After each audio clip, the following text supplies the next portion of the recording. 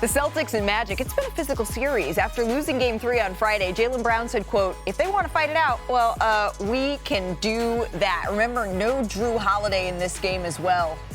Perk, Derek White going to work here, but Wendell Carter Jr. had other ideas. It's physical. The Magic got to junk up the game. They don't have the talent to compete with the Celtics.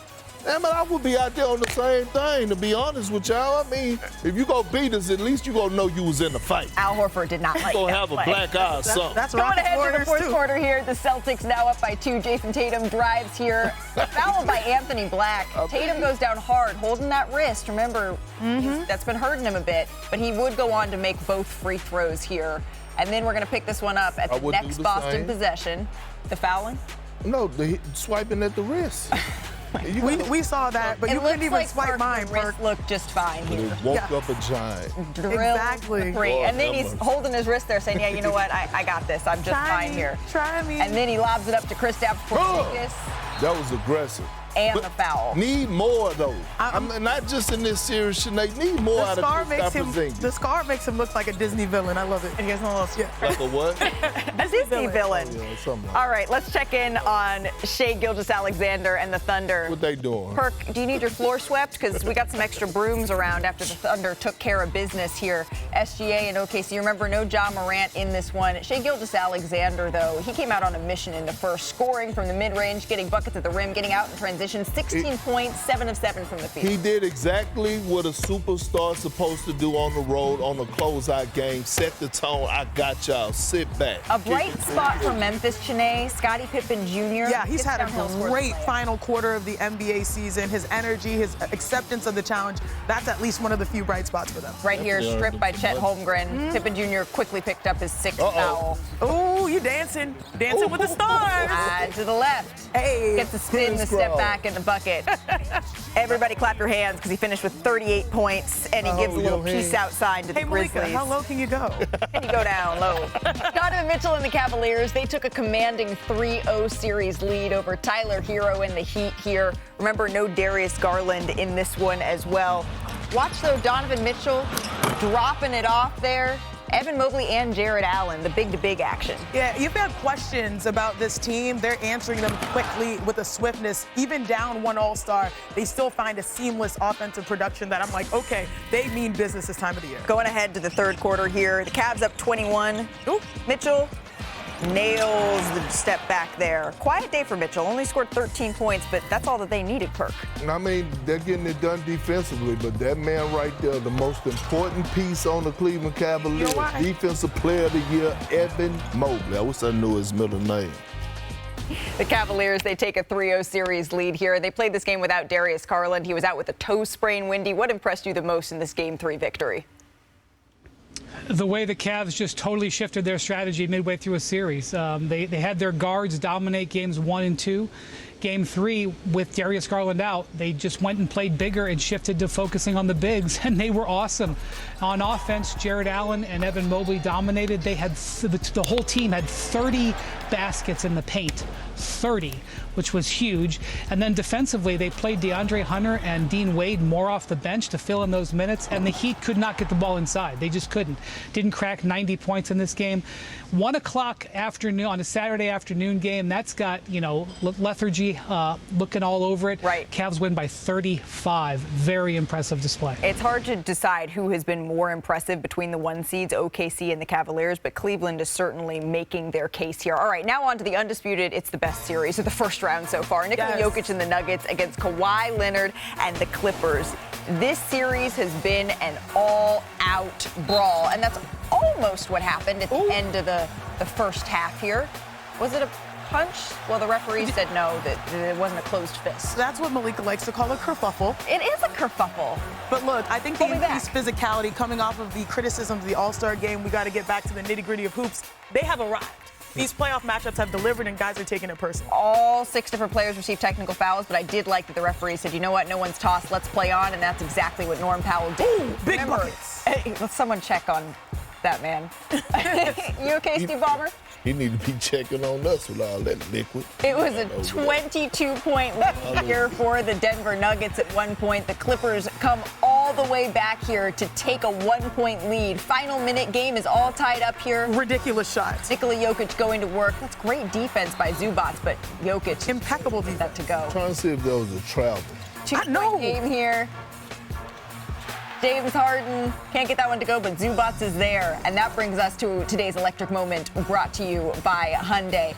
Was it a shot or was it a lob? After the miss there from Nikola Jokic, Aaron Gordon is there to clean it up. Chiney, do we have a nickname for this yet? We don't, not yet. Altitude Air Gordon is what I'm going with until further notice.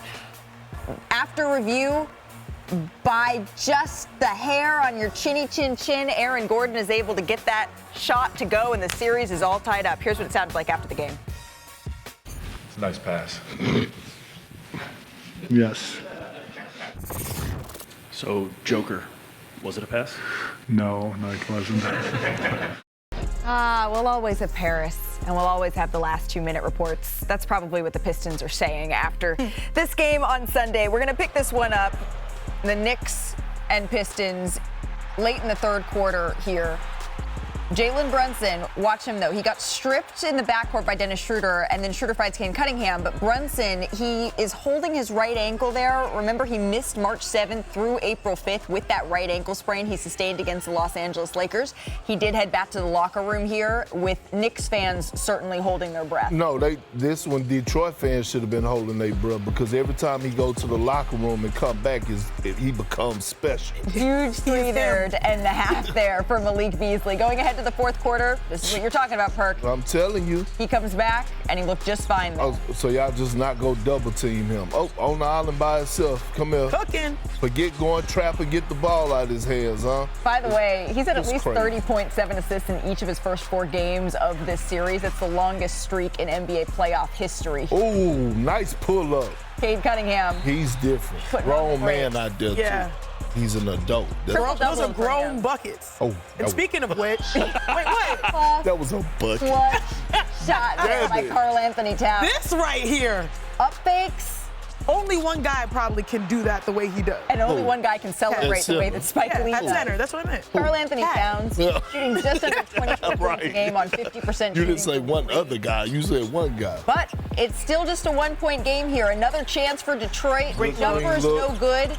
And somehow it gets kicked back out here to Tim Hardaway Jr. in the corner.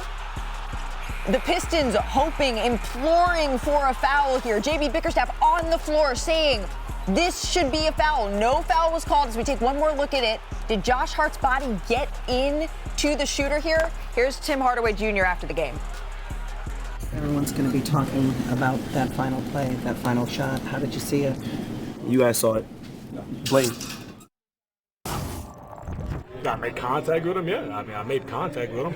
Was it legal? I don't know. We'll let the 2-minute report say that. Going back to Madison Square Garden, happy we got a win. You like that answer? Is that good? So the referees, right after the game, a pool report was conducted, and they already came out and said, you know what, this should have been a foul called. So was that no call what just decided the series here? Hell no. I mean, listen, the Detroit Pistons had multiple opportunities to close that game out at home. Cade Cunningham had 2 crucial turnovers in the fourth. It was some missed shots there. And here's the thing. What time the 2-minute report comes out? Like 3 o'clock? Okay, cool. I can't wait for that to come out either, because I want to see what other fouls that were missed that was on Detroit. But these are the turnovers. But guess what? I'm not mad at Cade for this. First time being in the postseason. Had a triple-double. Yeah, the leader of this team, blocks. his future is bright. He played his behind off. But again, I want to see the 2-minute report, the full one, and then I'll be able to evaluate how I feel. If I am like submitting my Christmas request to the league, I would like a way for us, if the game comes down to the final possession, for us to still review it so that they have the opportunity to maybe correct some of those controversial calls, especially when a series is on the line. But nonetheless, you're right, Perk. This actually was a bigger fourth quarter issue for the Detroit Pistons because they allowed Jalen Brunson to straight up go off. He's averaging 13.3 points in in the fourth quarter. That man just got himself an award, the clutch player of the year. Right. You can't have two people going off in Karl-Anthony Towns knocking down 5 threes and Brunson cooking in isolation. So I'm looking at this and I'm saying, yes, the final possession, the final shot did not go your way, but still, Jalen Brunson has been the biggest problem overall in this series, and I just feel like that needs to be addressed first and foremost. I mean, trap him. Trap him. You know how many times they trapped Karl-Anthony Towns and Jalen Brunson in the fourth quarter?